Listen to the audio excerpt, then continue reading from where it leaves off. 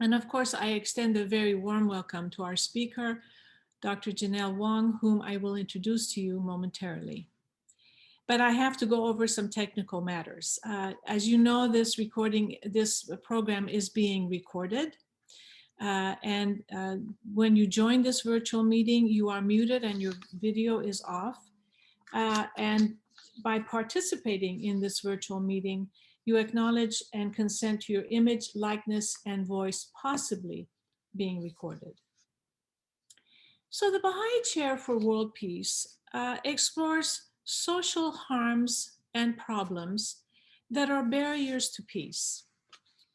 We pursue a body of knowledge that can be used to take action towards forming a more just and sustainable society for all of us, not only nationally, but internationally, locally, regionally. And in our pursuit of knowledge, we always take into consideration the important role of shared human values or ethical and moral considerations that form the foundation for creating better societies. Among the key topics that the Baha'i Chair methodically explores as the obstacles to peace are systemic racism and the root causes of prejudice, as well as sexism and women's inequality. There is much that we need to learn about both of these barriers to peace. There is much more action that we need to take in eliminating both structural racism and sexism. The experience of Asian Americans matter, as we will be hearing today in Dr. Wong's lecture, matter to us because they open wider the aperture which is needed to view the full scale and experience of modern American life, without which we would be and will be tremendously impoverished.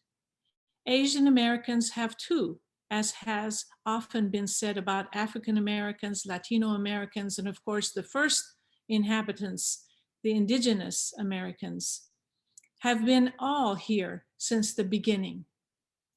Their lives matter, and not just objectively, which of course they do, but they matter to us and to our nation, to its success and to its very identity. They matter to us all, and they matter to all those who want a fuller image of the great American canvas. They matter to all those who want a deeper understanding of the great American narrative, and they matter for all who are interested in justice, equality, and the truth. So we hope that this event today will be simply one small effort, and one small effort in many on our campus, in our state, in our region, and in our nation, in which we endeavor to more fully appreciate the work, sacrifice of Asian Americans as who they truly are. So it is with great pleasure that I now turn to our distinguished speaker today, Professor Janelle Wong. She is professor of Asian American Studies, and Government and Politics at the University of Maryland. Her research and teaching focus on Asian Americans' race in the US. She received her PhD in 2001 from the Department of Political Science at Yale University. And prior to coming to the University of Maryland, she was in the Department of Political Science and American Studies and Ethnicity at the University of Southern California. Professor Wong is the author of Immigrants, Evangelicals, and Politics in an Era of Demographic Change. Another book, Democracy's Promise, Immigrants and American Civic Institutions, and co-author of 2 books on Asian American politics, including Asian American Political Participation, Emerging Constituents and Their Political Identities, based on the first national multilingual and multi-ethnic survey of Asian Americans. She was also co-principal investigator in 2016 on National Asian American Survey, which is a nationwide survey of Asian American political and social attitudes. The title of her talk today is Anti-Asian Violence in Context, Historical Roots, and Contemporary Connections. Please welcome Professor Janelle Wong. Thank you so much. And I just want to extend my gratitude to you, Dr. Mahmoudi, for inviting me here and for the mission of the Baha'i Chair. And also thank you to Dr. Seaman for all of the organization. And thank you all for being here to join us for this discussion. I am going to do a presentation and then hopefully we'll have a chance to discuss some of what I'm sharing.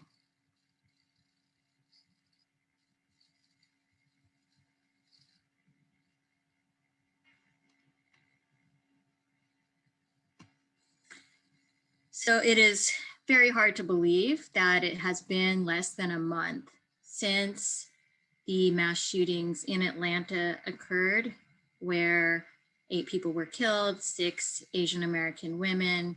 And I think the Asian American community and the nation are still in very deep kind of consideration and pain over this event. And that was followed by a dramatic and very sad attack on an Asian American woman in a 65-year-old Asian American woman in New York City. That happened a little bit after. And it's really against this backdrop of the trial of Derek Chauvin and the kind of complicated racial politics that ensue when we recognize that one of the police officers who was witness to George Floyd's death was Asian American. And so I want to, before delving into that contemporary context, discuss the more deeply rooted history of anti-Asian bias to give us some jumping off points for our discussion. So Asian Americans started to arrive in the United States in a critical mass in the mid-1800s. So they were here much earlier in different capacities, but we started to see a larger population of Asian Americans, particularly from China, but soon after other places in Asia in the mid-1800s. And you can see here that Asian Americans were recruited to the US, particularly based on the stereotype at that time that they were well adapted for agricultural work. And so you can see the kind of early stereotypes and how different they are from contemporary stereotypes. And here we see that Asian Americans were really recruited for low wage work. Almost as soon as they arrived on US shores, the Chinese of that period began to face exclusion and were treated as a threat. And you can see that their racialization was really deeply tied to anti-Blackness in the United States, that they were compared directly to the Black population in the country. So here we see early newspaper account, every reason that exists against the toleration of Blacks in Illinois may be argued against that of the Chinese here. And this moment of increased Chinese immigration actually was also immediately accompanied by an attempt to limit Chinese immigration. And so even prior to the introduction of the Chinese exclusion law in the laws in the 1880s, we saw this immigration law, which was one of the first attempts in the US to limit immigration.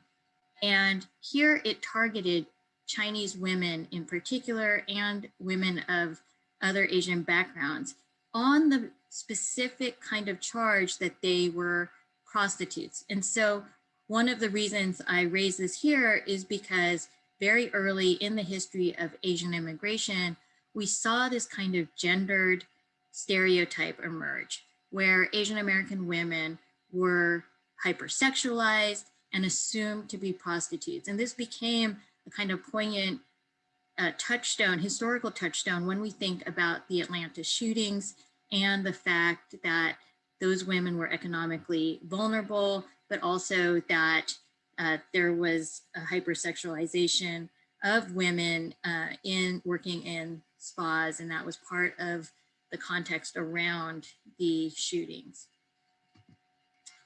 My colleague, Viet Nguyen, and I wrote an article a couple of days after the Atlanta shootings and traced some of the moments in US history where we have seen anti-Asian violence. So the point here is that anti-Asian violence is not new.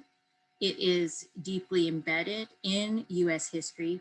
And you can see instance after instance where we see Asian Americans being treated as foreign threats and as objects of hostility. And so here is a cartoon rendering of a mass lynching in Los Angeles that happened. And that was really in this period of Chinese exclusion where there were many instances where white mobs, vigilante mobs, chased out Chinese or killed Chinese who were seen as not only a threat to the economic prospects of whites in the United States, but also a threat to white culture in the United States. And this continued throughout US history.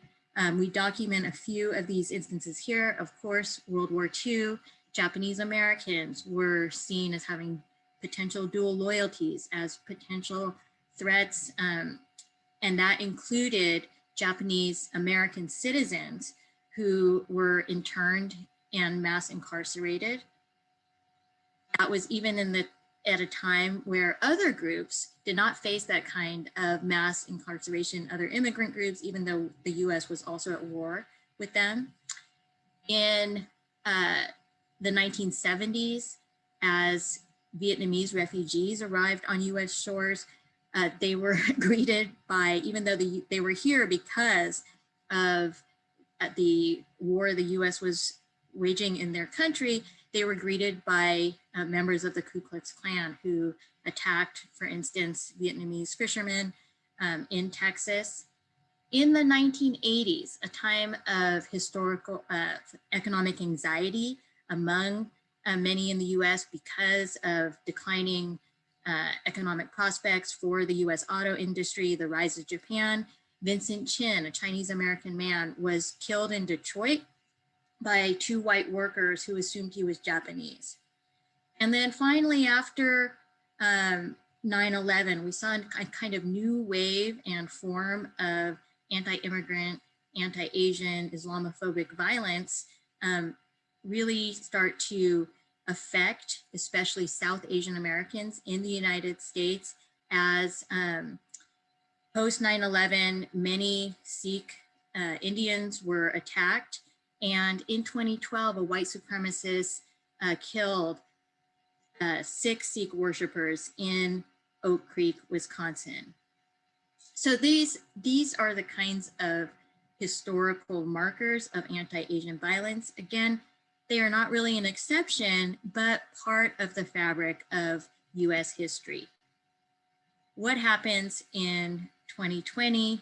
Again, the US faces this moment of uncertainty as a global pandemic starts to rage around the world, and President Trump calls the coronavirus the Chinese virus and uses terms like the Wuhan virus or the Kung flu. And there's still a debate over whether these terms are racialized or not and the kinds of effects they might have had. But it's clear from data on Asian Americans that there was a lot of worry. So this is a survey that was conducted by my colleagues and I in the summer of 2020. And already by that time, a few months after the start of the pandemic, you can see that there are fairly high levels of worry about the kind of backlash and targeting that might take place if people started to blame the spread of COVID-19 on Asian Americans. I think what's interesting here is you can see that this was not just a fear that was expressed by Chinese Americans, but across the Asian American community. So that's kind of a characteristic of these moments of anti-Asian violence, is they don't just affect one Asian American group, but are felt across the many different national origins that make up the Asian American community. And so I think it's especially notable that Indians were expressing some of the highest levels of fears about COVID-related hate crimes. And that, I think, can be tied to the experience of Islamophobia after 9/11, where Indians, whether or not they were Muslim, were attacked in this kind of backlash, scapegoating manner. Now, one of the things that also emerged immediately after the start of the pandemic is that, again, this kind of reminder that the fates of different groups in the U.S. can be tied together in these ways where, for instance, both Black and Asian Americans, after the start of the pandemic, worried that people had or reported that people acted as if they were uncomfortable around them. So about the same level. And for very different reasons, but with the same level of reporting, both Black and Asian Americans said that they worried that others might be suspicious of them if they wore a mask in public. Again, this was fairly early, but you can see that racism is affecting these two groups in ways that at first appear similar, but the motivations might be very different for why they are reporting those different, those similar levels of worry. So I want to turn to this survey that was conducted 2 days after the shootings in Atlanta by my colleague Karthik Ramakrishnan and I, in partnership with SurveyMonkey. And this survey included more than 10,000 people and an oversample of both Asian Americans and Native Hawaiian and Pacific Islanders. So let's look at hate crimes and hate incidents. And the question we ask is, have you ever been a victim of a hate crime? That is, have you ever had someone verbally or physically abuse you or damage your property specifically because of your race and ethnicity? So this is not the legal definition of hate crime, but we use this wording and hopefully that so that respondents would understand it. And we use it because we had asked we had asked this exact same question in 2016. So it gives us a chance to look at changes over time. And this is just from the 2021 data. You can see that almost a third of Asian Americans say that they have experienced the kind of hate incident that I just showed on the previous screen. And in 2021, about 10% say, this is only in the first few months of 2021, say that they've experienced that kind of hate incident or hate crime. However, I also think it's important to look at these numbers in context. And so when we ask this question, I think it's also important to note that the group most likely to report having experienced a hate crime are Black Americans.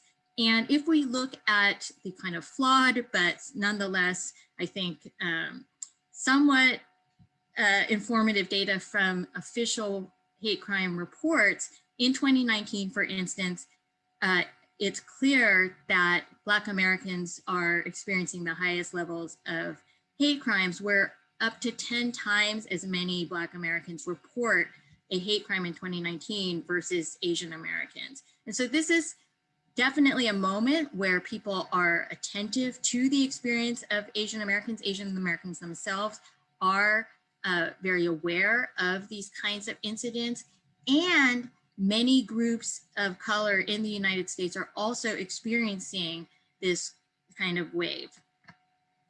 So here you see that the proportion of people reporting a hate crime or hate incident is actually converging a bit. And so even though this is a little bit misleading, but if you look at this chart, what you see is that about 10% of people of color are reporting a hate crime just in the first months of 2021.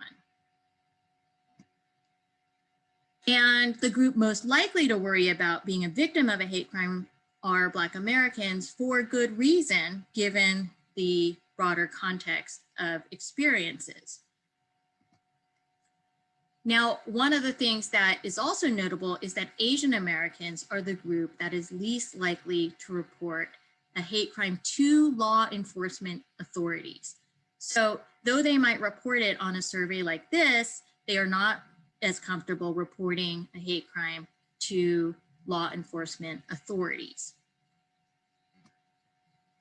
And it's also notable, as we are debating hate crimes in Congress over this week, that most Americans do not feel comfortable, they don't feel confident that if they do report a hate crime, justice will be served. And so you can see that even though Black Americans, for instance, were more likely than Asian Americans to report a hate crime or to feel comfortable reporting a hate crime, they are not comfortable that justice will be served. And then we also were able to do some more detailed data collection. And you can see here that as I've seen in about 5 or 6 surveys, native-born Asian Americans, so this is just Asian Americans, are more likely than foreign-born Asian Americans to report not only hate crimes, but other kinds of discrimination. And so that does bias our data a little bit, that this particular survey was done, it does include foreign-born people, but also includes an overrepresentation of native-born people, and it was done in English only. And so it may be over-representing some of the experiences that you see here. What's also notable is that men are more likely to report a hate crime on this survey than women. And that's different from the national kind of hotline statistics.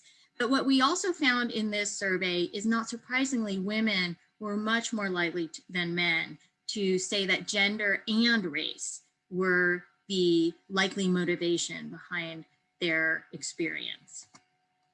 Let's turn to everyday experiences beyond hate crimes, because I think it's important to connect the kind of violence that we're seeing to other kinds of stereotypes and experiences. So have you ever been encouraged to Americanize or whiten your name was one of the questions that we asked. And you can see here that Pacific Islanders and Asian Americans, but also other racial groups, have had this experience at fairly high levels.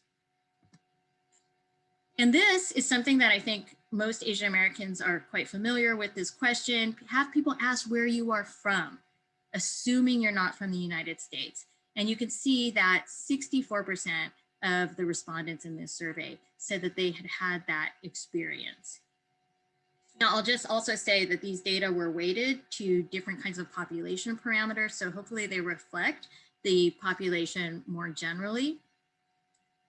You can see here also Latinx, very likely to have had this question asked of them. Have people acted as if you don't speak English? Here you see that Asian Americans are reporting this at fairly high rates, along with Latinx.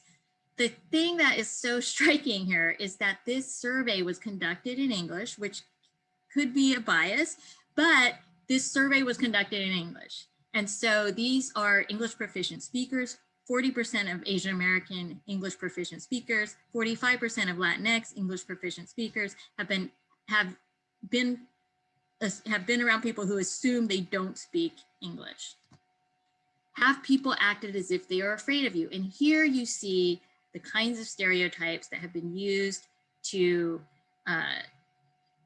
really oppress Black Americans coming out in 2021 in a pretty powerful way. So have people acted as if they are afraid of you? 45% of Black Americans say yes, versus 18% of Asian Americans. And so you can see stereotypes operating in very different ways across these groups. Have people acted as if they think you are dishonest? Again, we can see racialization taking place in ways that could profoundly affect, for instance, jobs and other kinds of opportunities for different groups in different ways, where Black Americans, almost 50% say that people acted as if they thought they were dishonest, versus Asian Americans who might be subject to different stereotypes, including the model minority stereotype, along with this forever foreigner stereotype, showing a very different level of experience with this kind of microaggression. We also asked about other forms of discrimination that I consider more institutional in nature. So have you ever been unfairly stopped, searched, questioned, or physically threatened or abused by the police? And here you see, again, not surprisingly, Black Americans are the most likely to respond to this question, yes. Asian Americans are the least likely group to respond to this question, yes. This is, of course, on everybody's mind as we see the news coming out from Minneapolis and the fatal shooting of Daunte Wright. And so, I don't think we can really look away from these kinds of disparities in our policing system. These disparities also extend to other parts of US life. So we asked, have you ever been unfairly prevented from moving into a neighborhood? And this is really the housing discrimination question we asked. And Black Americans are much more likely than other groups to report this kind of discrimination. Asian Americans are actually among the least likely to report housing discrimination. Have you ever been unfairly denied a promotion?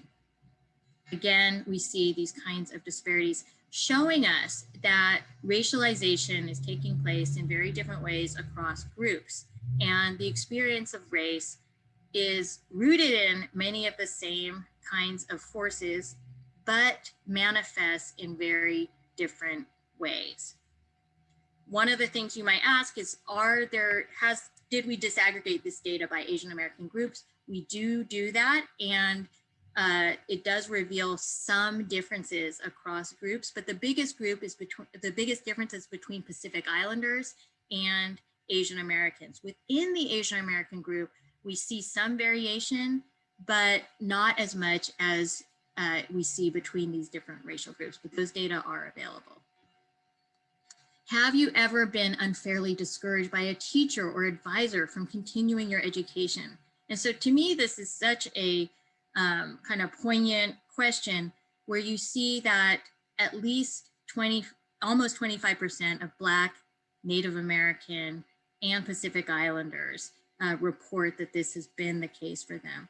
Again, possibly because of the model minority stereotype, Asian Americans were less likely than other groups to have experienced this kind of discrimination. So this is the background and the larger and broader context under which we have seen this growing movement to draw attention to anti-Asian violence and anti-Asian bias. And I think these data really highlight the kind of complex racial landscape in which these calls for stopping anti-Asian violence are taking place. And one of the most interesting things to me about this moment is the ways in which especially community organizations and other Asian American advocates have been calling for a kind of more systemic approach to addressing racism. So this is a little excerpt from an interview with Russell Jung. Russell Jung is a professor at San Francisco State, and he is one of the people who initiated the Stop AAPI Hate hotline.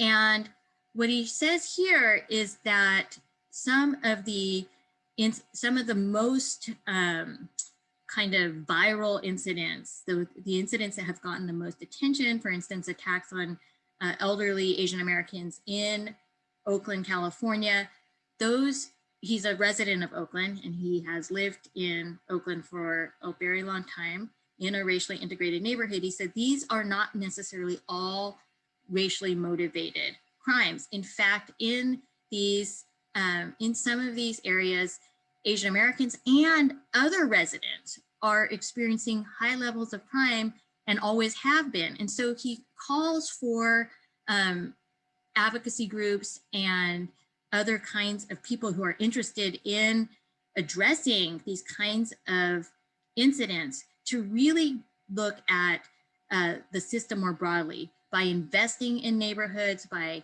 addressing poverty, and by providing more social services to get at the deeper kinds of causes of violence in society.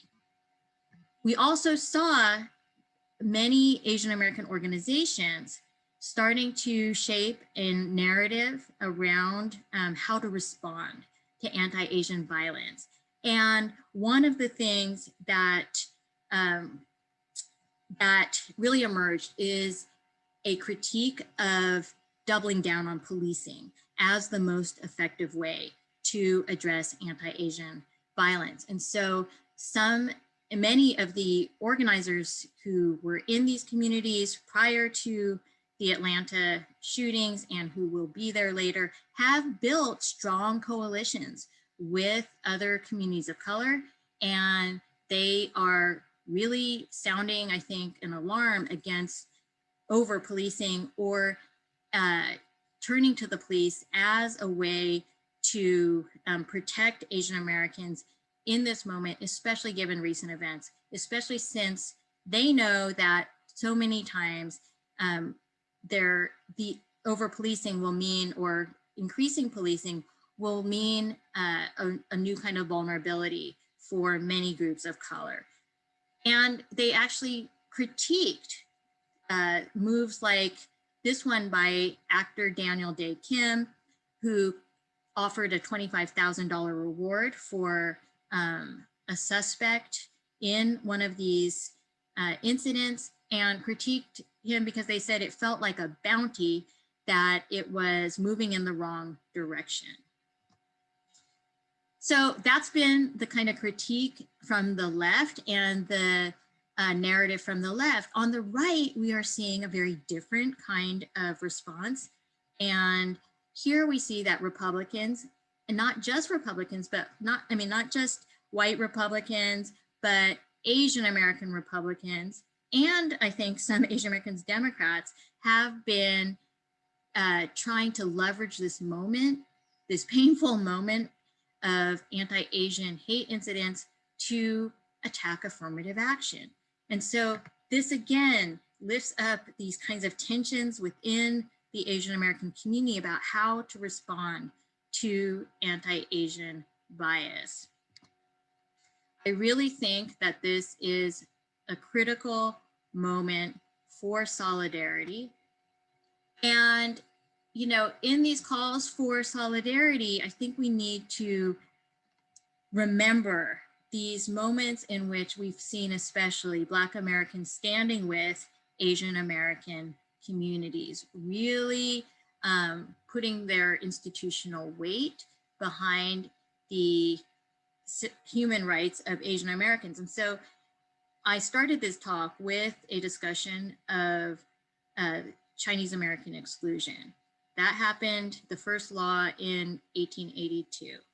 And when that was being debated, it was really Frederick Douglass, a Black abolitionist, who was one of the most prominent Americans to speak out on behalf of Chinese Americans. And so this kind of solidarity really can be identified far back in time, but also in the current moment. So in March of 2020, over a year ago, as the pandemic was rolling out, it was Black people with institutional power who were showing a lot of solidarity with Asian Americans. So you can see here members of the Congressional Black Caucus standing at the podium to really call out the dangers of coronavirus-related racism. And when it comes to policies, this is a little bit of research that I did earlier, which shows that even in terms of policies, Asian Americans are the most, about 73% of Asian American adults are immigrants. And yet we see here that Black Americans, who are about 10% immigrant, are even more likely than Asian Americans to favor more legal immigration. And so we see a lot of solidarity historically and in the present moment between Black Americans and Asian Americans, especially at this kind of institutional level. And we do see broadly Asian Americans supporting affirmative action programs. So this is a kind of a place where I think the media has shown a lot of attention to potential tensions between Black and Asian American communities and Asian American communities and other communities of color. But what you see here is that for the most part, Asian Americans, and this is data that looks very similar over time. So I've collected data on attitudes towards affirmative action among Asian Americans for many years, and about 70%, 65 to 70% of Asian Americans support affirmative action. There's been a real drop among Chinese Americans. So you can see the lowest levels of support among Chinese Americans, but there's still more people in the Chinese American community supporting affirmative action than opposing it. That said, I think the biggest threat to affirmative action right now are lawsuits that feature Asian American plaintiffs that are really attempting to tear down affirmative action. And so this is why I say that, this is a moment of reflection, possibility for solidarity, but it's also a moment where we're seeing some tensions, I think, and some real dangers in terms of how people conceptualize their solidarity. So this, I think, remains in the background of the current calls to address anti-Asian bias are real attacks on some of the most important tools, not the only tools, but some of the most important tools we have for addressing systemic racism, like affirmative action. And some of the biggest opponents to affirmative action are Asian American. We see this now at the K through 12 level, where some Asian Americans are challenging efforts to diversify specialized high schools, and they are really challenging the efforts to provide more access to these schools to Black and Latinx students. So I'll wrap it up that in conclusion, I hope that I've shown how deep the roots of anti-Asian bias run in this country, and that they are very much rooted in earlier moments of white supremacy in the United States. And so this is really the experience of racism across groups that are shared. And to address the kind of violence that Asian Americans are reporting right now, we really need to attend to these historical forms of white supremacy and their contemporary roots. What does that mean? It means that we must confront racism as it is experienced by Asian Americans, but we also must confront it as it is being experienced in so many kind of in-your-face ways at this moment by other communities of color as well. Thank you so much.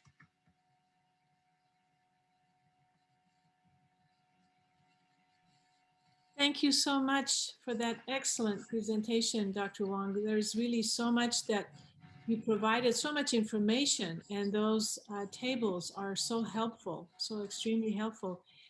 Really appreciate your thorough analysis of this subject and this disturbing subject in particular.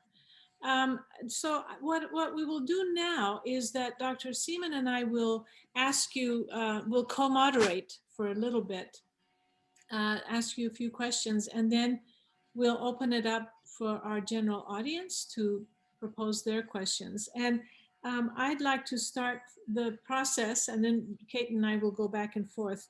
I was wondering, how do we see these contemporary events connected to historical anti-Asian violence?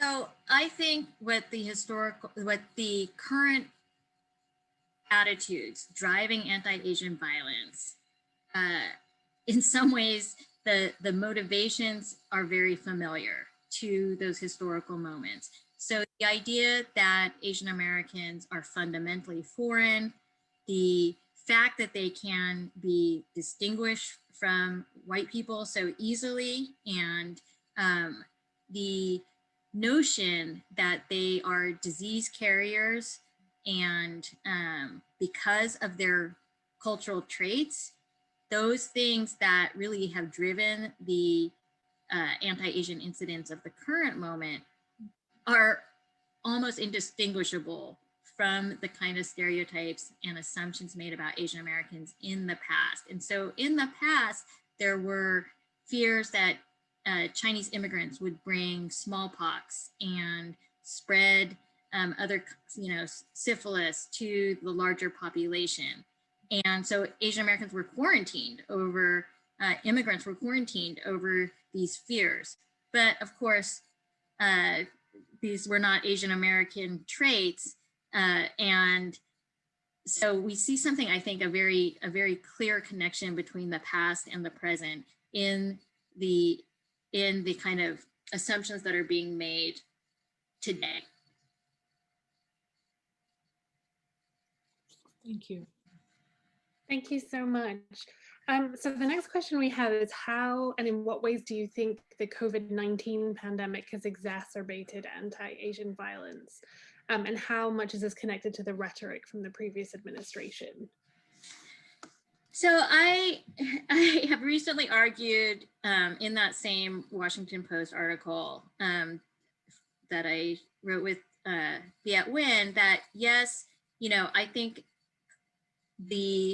much of the current wave of anti-Asian violence can be traced to rhetoric. And so we see some evidence from research that, for instance, after Republican leaders started to use terms like the China virus, that on Twitter, there was much more kind of anti-Asian sentiment was picked up by more generally on Twitter. And in addition, implicit bias studies showed that implicit bias towards Asian Americans started to rise along with that rhetoric. So I think there is a direct connection. I also think, though, that there is a kind of cyclical character to anti-Asian violence. And so we saw that, maybe about 4 months ago, there was a little bit of a drop-off in the hostilities that Asian Americans were facing. I also think, it is important to note that levels of let's say, the way we measure in political science anti-Asian sentiment might be through a thermometer scale. How warmly do you feel towards this group? That the level of negative feelings towards Asian Americans has grown, but from a very low level. So Asian American, anti-Asian American sentiment was very low before the start of the pandemic and has grown from that very low point.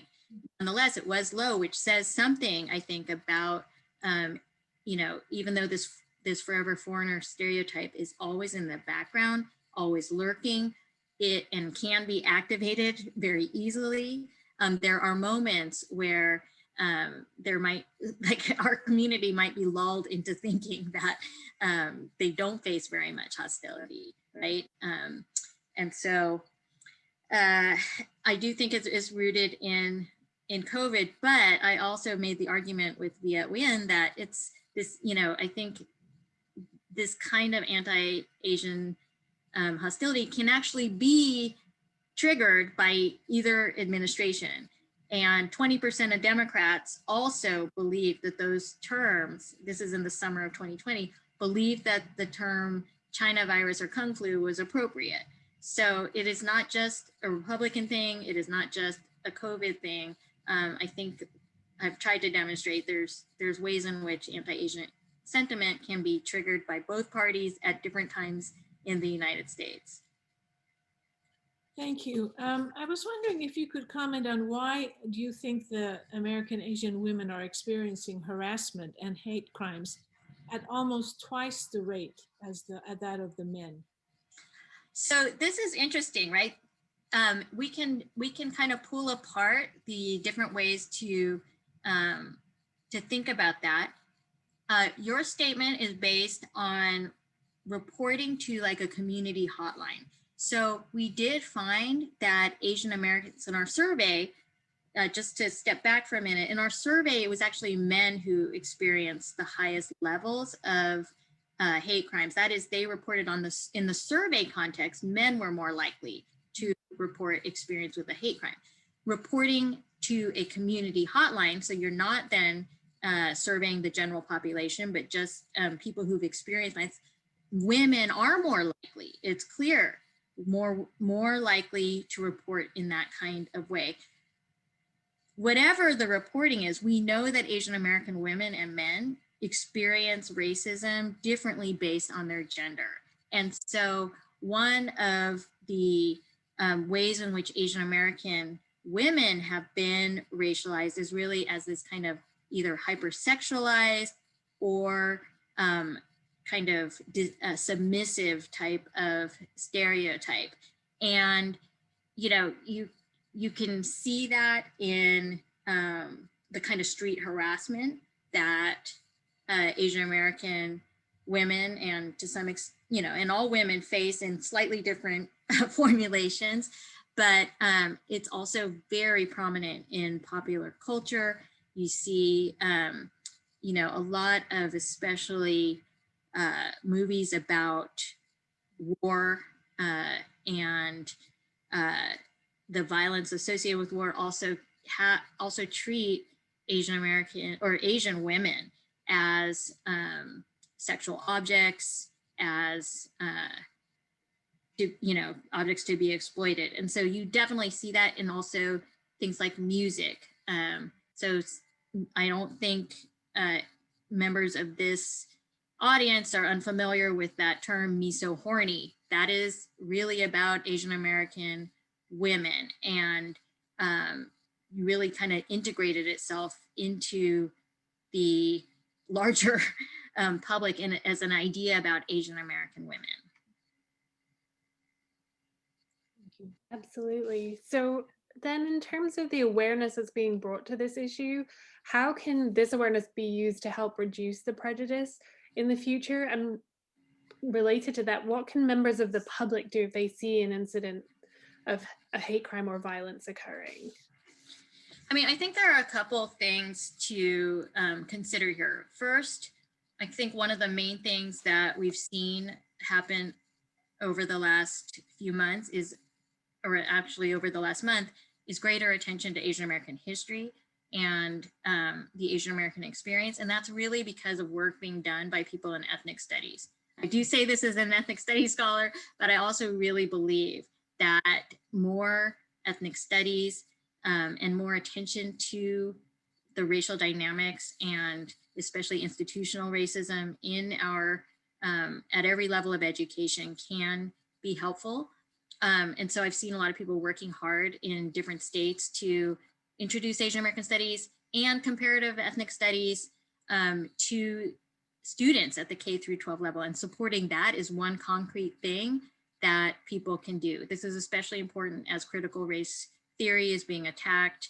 I think there's that this kind of incident should bring attention to the important ways in which critical race theory can help us to understand exactly what I talked about, that there's a lot of different ways that people experience racism. They're not all the same, but they are rooted in white supremacy.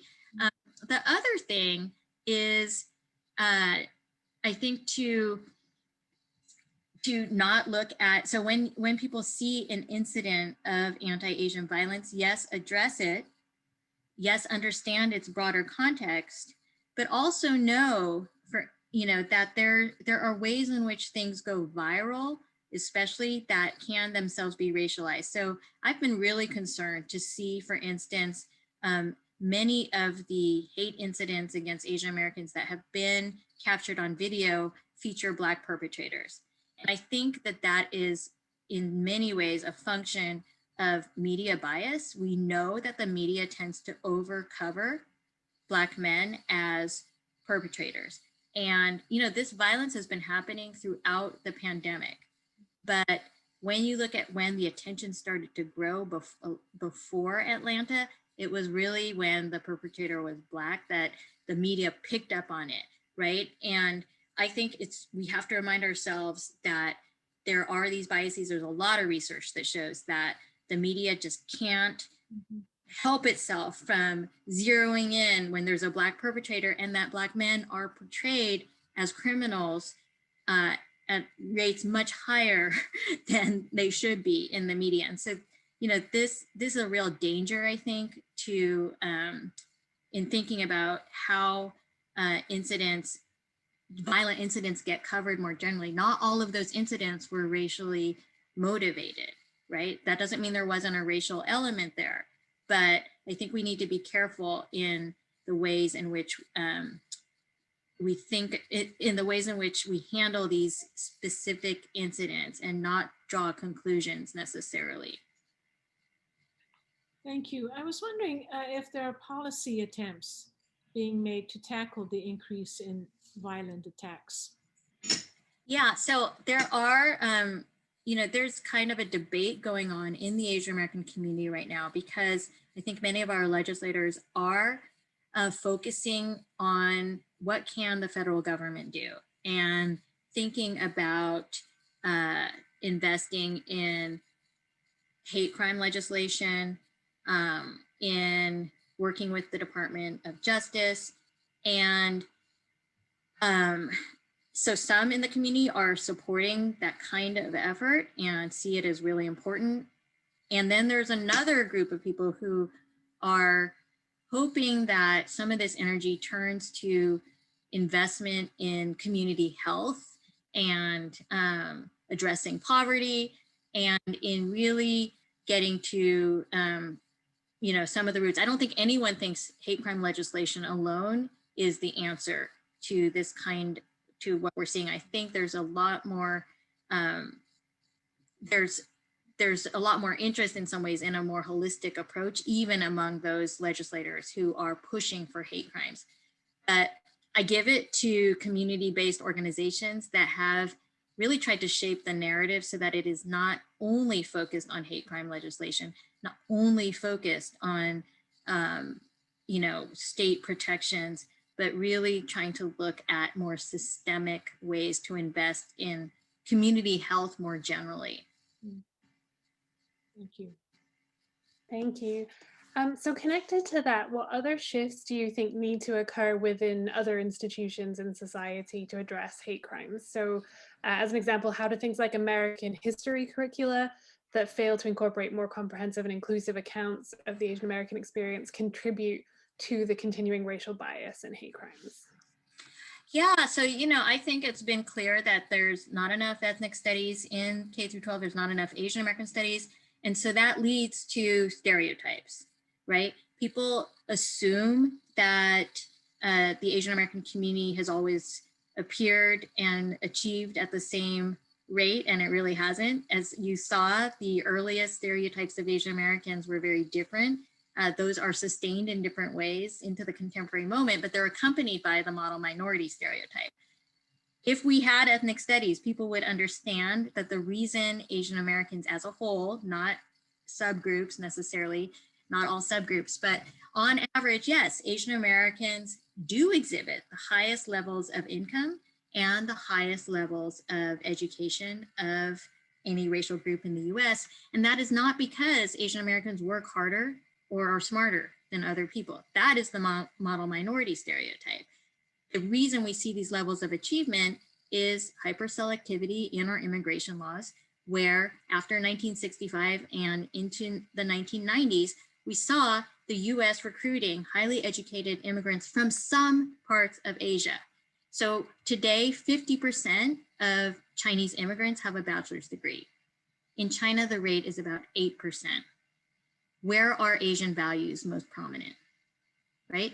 Indian immigrants today, 70% have a bachelor's degree, more than 70%.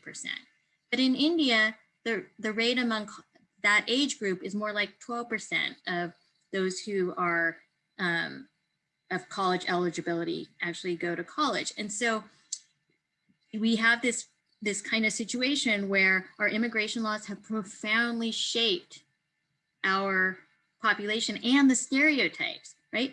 So for Asian Americans who've come to the US, not as a result of labor recruitment of high-skilled workers like Cambodian Americans, Vietnamese Americans, Pacific Islanders, we see very different levels of educational achievement, the same kind of challenges that you see with other communities of color.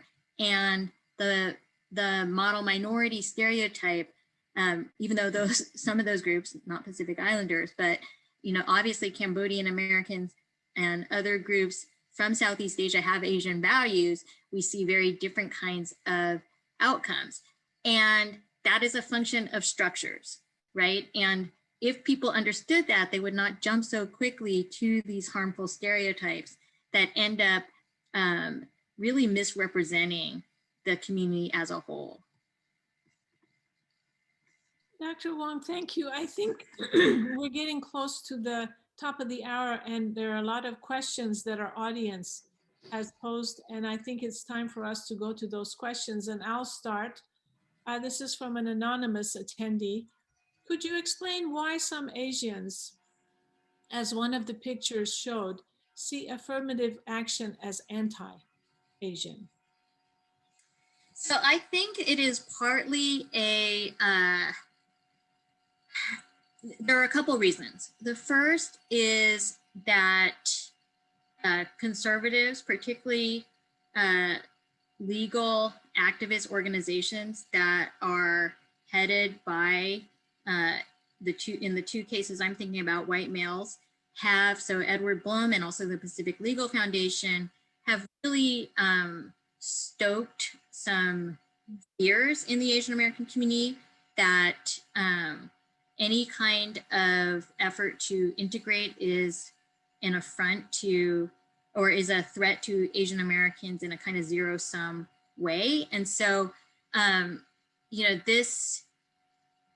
this is really about a larger legal strategy on the right to dismantle the role of and to undermine race-conscious policies or addressing race in any way through public policy, especially racial discrimination.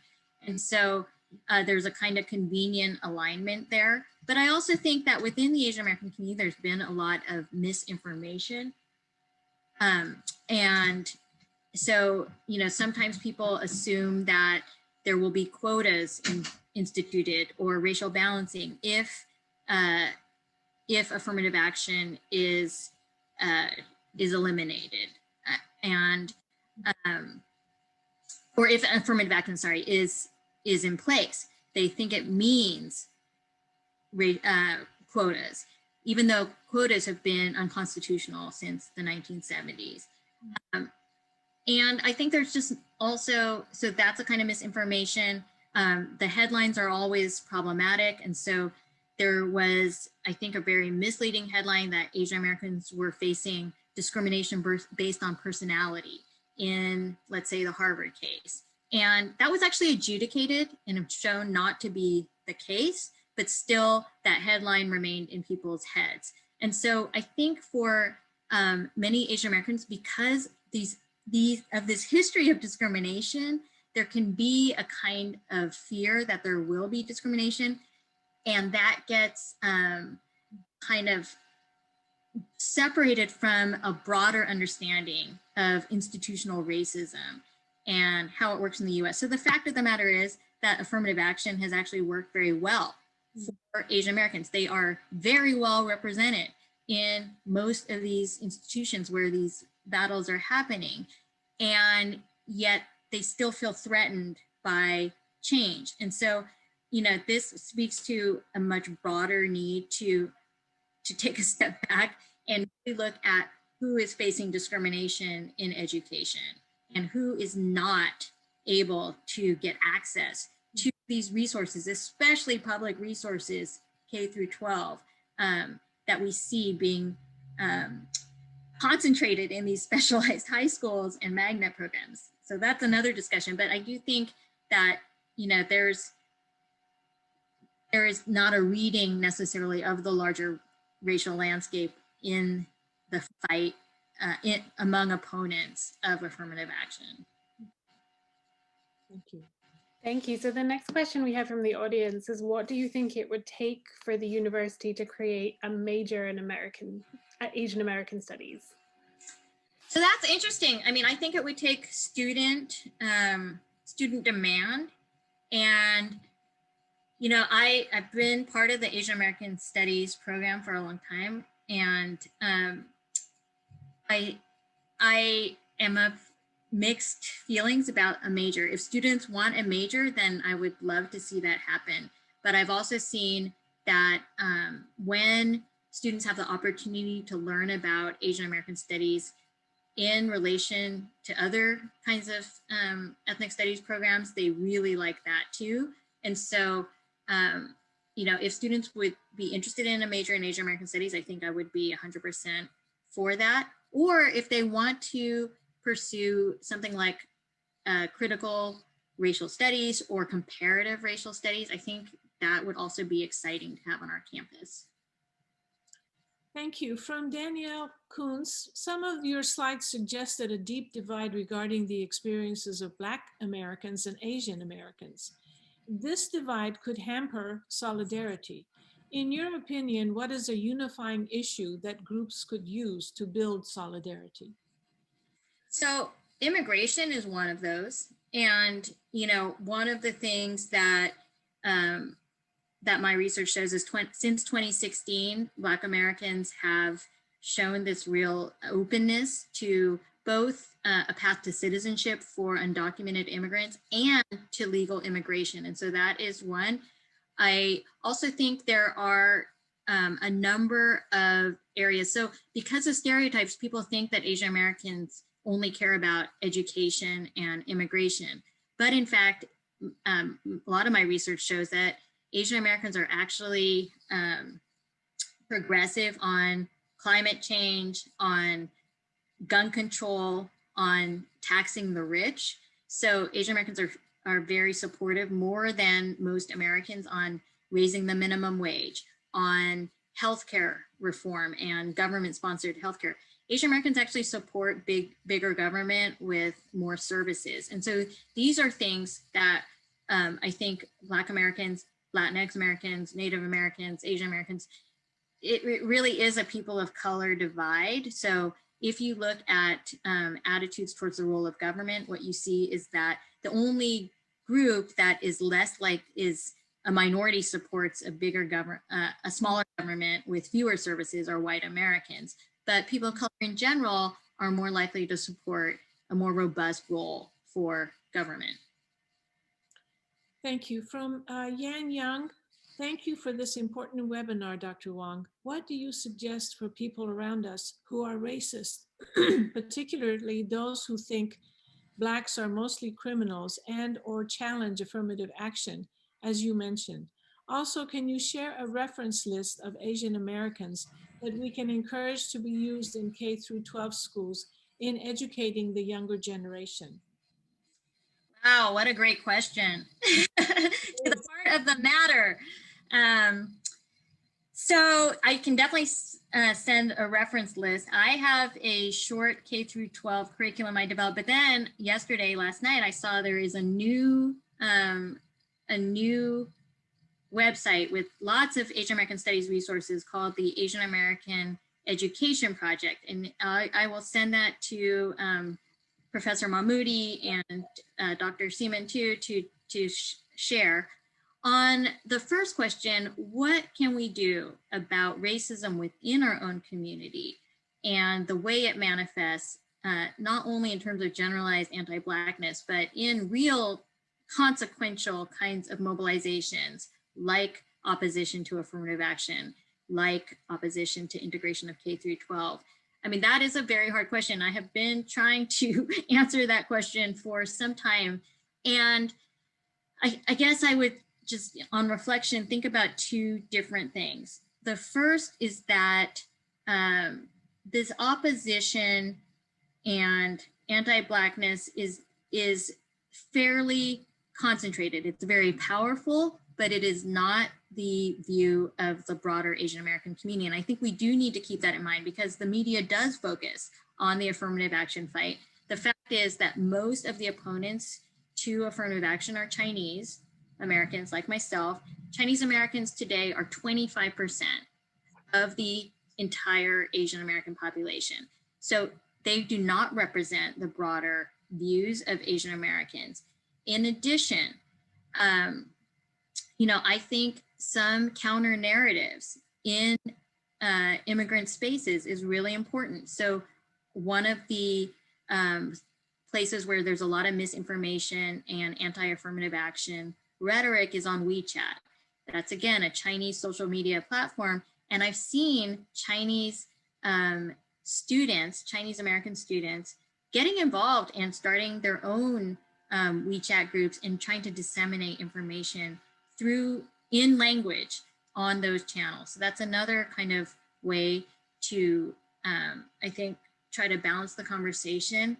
And then third, is to, I guess, not make assumptions about even the first generation. So when we ask like suburban Chinese on a survey, do you support, I think language can mean a lot. Do you support reallocating funds for police to other kinds of community efforts like education, fighting poverty? We see a pretty big number. A majority say, yeah, we do support that. And so I think it's, it is partly about language and especially reaching people in language.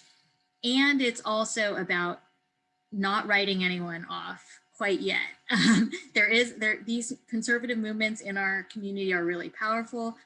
They are grassroots.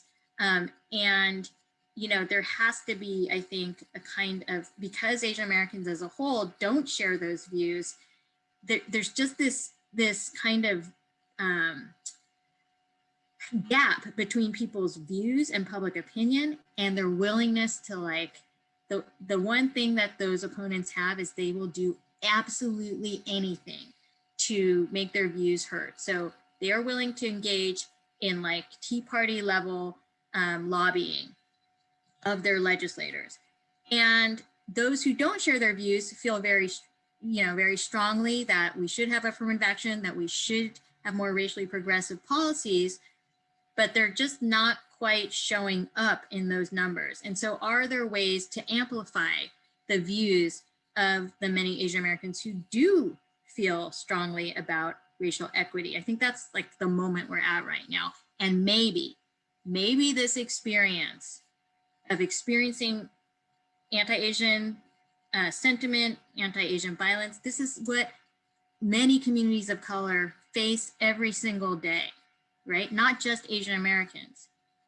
And maybe this will kind of elevate this need to address racism in the system among those Asian Americans who their sentiment is progressive, but they haven't quite moved to act yet.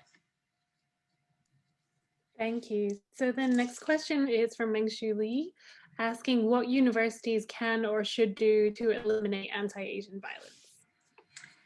So, I think one of the keys, I think we have a system sort of in place, but I think, so reporting is something that is done at the university. But I think also, there's going to be a news cycle here. And I think that programming that includes not just Asian Americans, but other communities of color too, to focus on racism hasn't gone away, right? And it manifests in different forms. And so I think both programming that does involve thinking about Asian American history, thinking about the contemporary Asian American experience and all of the kinds of complexities that I talked about is a way of understanding race in the US, but also Asian Americans, kind of being part of other kinds of programming around institutional racism. What is our role? Our role is super complex, right? Our role can sometimes be to carry this stereotype that actually undermines other groups, that model minority stereotype. And so I think, you know, it has remained one of the most tenacious stereotypes over my lifetime. And it continues to do its work. So research shows that Asian Americans who internalize the model minority stereotype have the most anti-Black attitudes. White students who endorse the model minority stereotype and believe Asian Americans are competent and smart have the most, exhibit the most racist attitudes towards Black and Latinx. And so programs that show how these stereotypes link us all and the work that they do, I think is critically important for the university. Such an important answer that you gave us about that very important question. The next question is from Patrick Peralta. Hi, Professor Wong, great talk. I was wondering regarding your Washington Post article, how can public and political discourse legitimately criticize China for its authoritarian politics without otherizing Chinese Americans and or Asian Americans? Is it even possible to do so? Patrick. Yeah, great question, Patrick, and hi, and thanks for reading that. You know, I think that I do think we need to criticize China. So that article was not about letting China off the hook. I do think China has engaged in major civil rights abuses and needs to be called and held accountable for its especially genocidal practices with regard to Uyghur populations and oppressive political acts. That article is, I think, trying to help people to understand that when we do criticize China, there is likely to be a consequence for people in the United States. So to raise awareness about that, that means that we can criticize those practices. I don't think there's a backlash for Asian Americans when you say that China has engaged in human rights abuses. That to me doesn't lead to a backlash. What leads to a backlash is to say that China is a menace to the world and is infecting the United States with a dangerous disease. That is actually not just happening in China, right? And so I think especially on human rights, I've not seen any kind of anti-Asian backlash occur when we condemn China for human rights abuses. But when it comes to, let's say, China as an economic threat, that I think we can deal with in a slightly different way by making it a little bit less abstract and by doing what we said that could do in that article, which is that should be a call for the US to invest in its populations and to invest in global inequality more generally. And that is the best way to combat China. But I would say that there are ways to criticize China that won't lead to a backlash, because it's really the idea of China as the home to the yellow peril that leads to backlash. So the idea that China is going to unleash its undifferentiated minions into the world, that leads to backlash. But it is not calling out China on its human rights abuses. That does not lead to abuse usually. So I think there is a way to do both. Thank you. So the next question is from Vivian Lau, and this builds a little bit on what you were saying previously about the model minority myth and how this has affected its victims and non-Asians too. So as a society, what can we do to combat the myths surrounding the model minority? So it takes a while, understanding that immigration history and deconstructing the myth. It takes a while, but it can be done. And, I think understanding the roots of that myth as a tool that has been used to both discipline Black Americans, discipline Latinx Americans by saying you're not the good immigrant, and has been used to discipline Asian Americans by saying, look, if you don't conform to this, you are going to be a forever foreigner. And if you don't conform to this, then, you know, you will be, your needs will be overlooked in society. But the real way is for us to better understand the work that that dangerous stereotype does. And I think, you know, I think just being familiar with it does help people. Like, you hear it, you see where it is in so many different forms of popular culture. You know, high school counselors often engage in it. And I think really challenging some of the sources. So challenging it in the popular media and in popular culture, and then challenging people who just kind of perpetuate it without thinking. For instance, college counselors will be like, don't put Asian on your college application. That is endorsing the model minority myth. Or who mistakenly say, look, Asian Americans have to score higher on standardized tests than others to have success. That is endorsing the model minority myth. And that's what needs to be challenged, is all of these really subtle ways that people continue to push it forward without question in society. Thank you so much. I just want to mention that Ms. Ann Holmes has written that the Maryland legislative session just ended last night. Were there any laws passed that helped the hate crime acts? That I don't know. I did see that the session ended, and I saw some of the legislation, but I don't know on the hate crimes front. I need to know because I am talking to the local bar association, Asian Pacific American Bar Association, about it.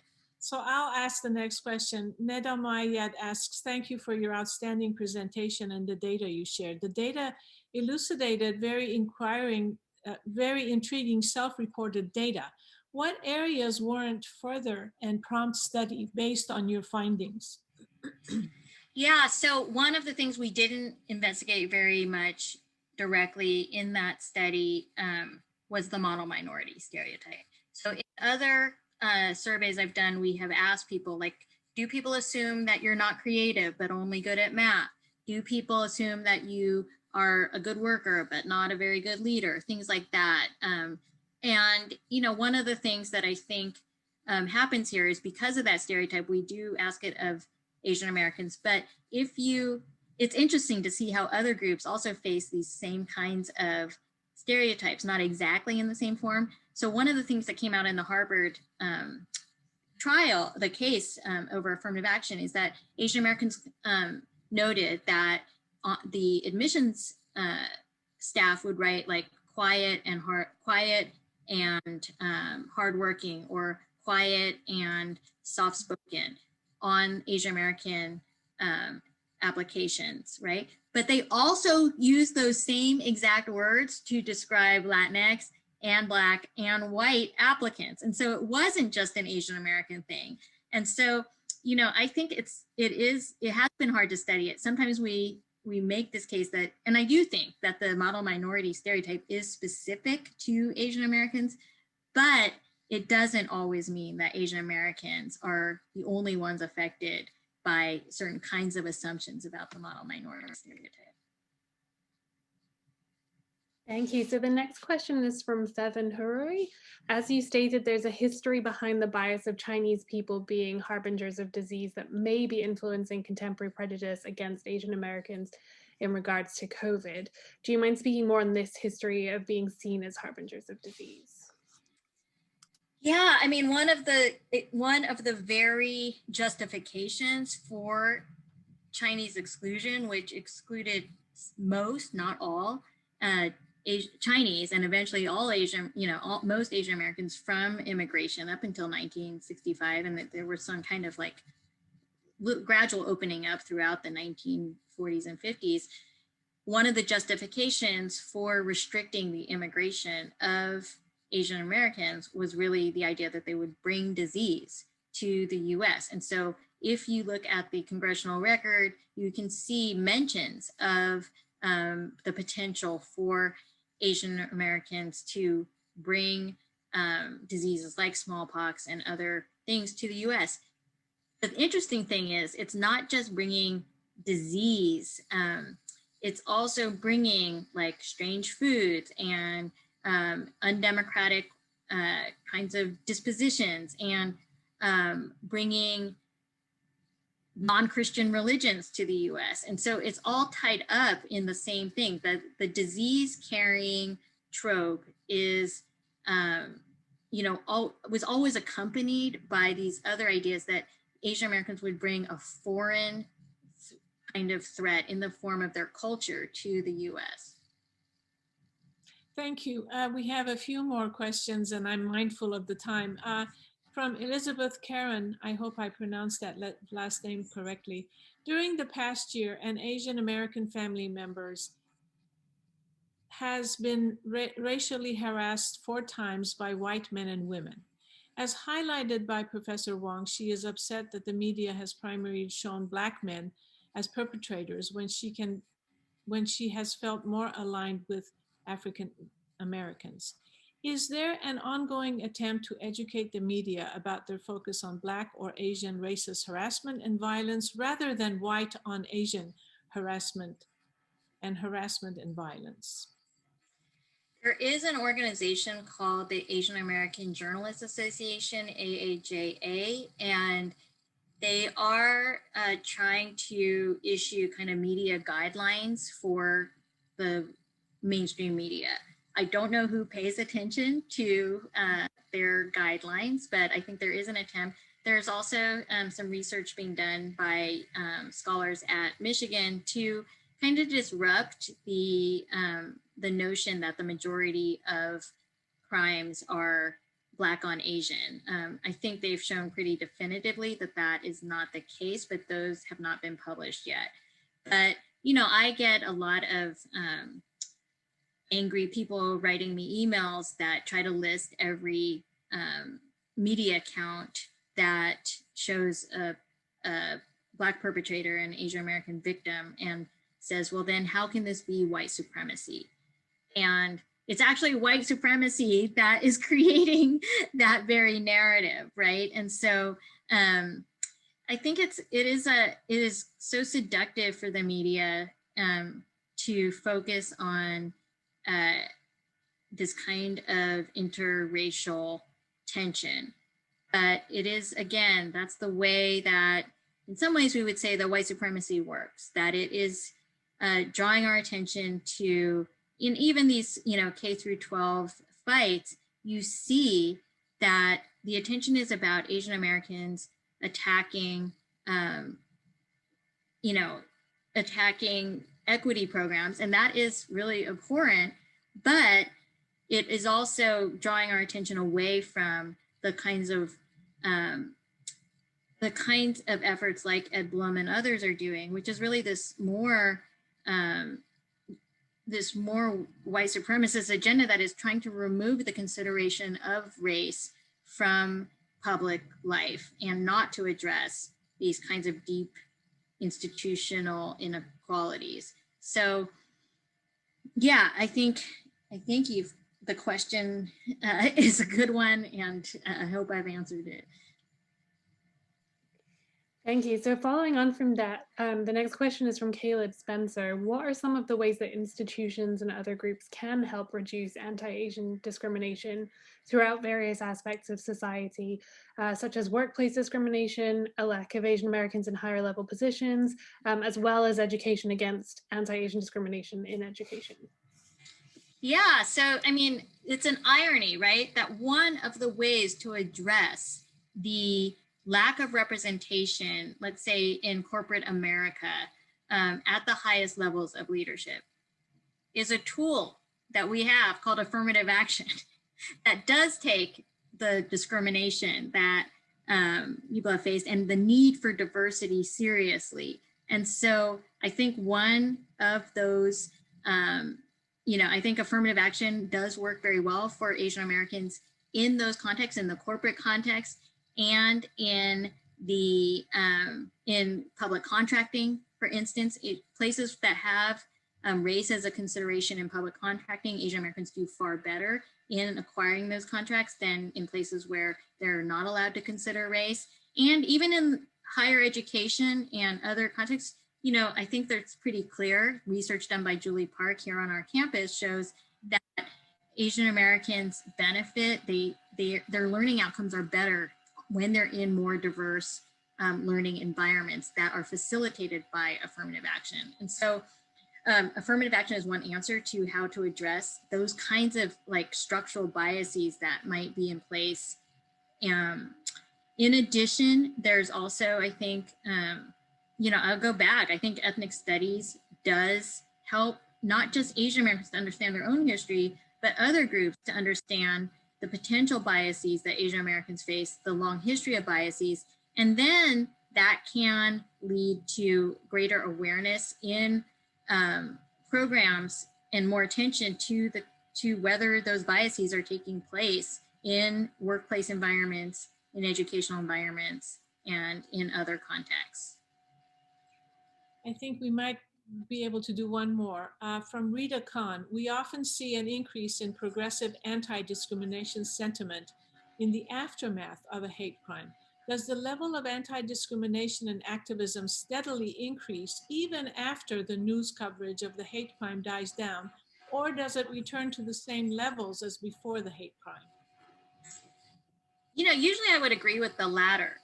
And it is very hard to feel hopeful when we see, you know, the news coming out of Minneapolis hitting us so hard that you know, in the same moment that George Floyd's killer is on trial, we see another incident. And so it feels hard to be hopeful for change. But at the same time, this moment in the Asian American context, and maybe after George Floyd too, we did see greater investments in organizations that will be sustained and be working long after the media has turned to another topic. So I just saw the California Endowment gave $100 million to Asian American organizations in California, or has made that fund available.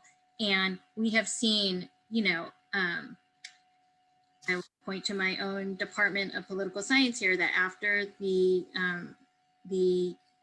Floyd incident, Floyd killing, and the work of Black Lives Matter, we saw, you know, more hires in Black politics, and or attempts to hire. Nothing is done yet, but there's still been a real shift of resources. And then finally, you know, I'll end on a more hopeful note.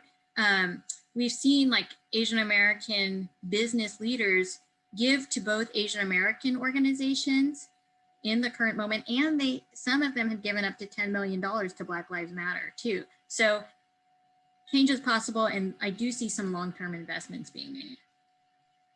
Thank you so much. Thank you very much for not only a very outstanding and thought-provoking presentation, which really has, I think, got us all more interested in reading much more about this important topic, but also for the way you helped us understand, you know, the various facets that play a huge role in this anti-American violence or racism. So we really appreciate your taking the time to be with us today. And we really thank you again for your wonderful presentation. Thank you for the opportunity. Sure, thank you. And I'd like to just tell our viewers, we thank you for joining us today. And we'd like to remind you of our next event, which will be the last for this academic year. Maybe, we never know, because we keep adding new ones. But our next event is on April 27th, and it'll be at 12 p.m. Eastern Standard Time. So there's a time change. We usually go on at 2 p.m. But it features Professor Evaristo Benyera, who is a professor of African politics at the University of South Africa in Pretoria. As you see, the title of his talk is Decoloniality, Ontology, and the Structure of Racism. He is a very, very fascinating scholar who's done a lot of work in this area, and we really encourage you to please join us on April 27. Follow us on social media for more information about how to sign up, or go to our website where you will see under our events section our next event. Thank you for joining us today. Bye-bye.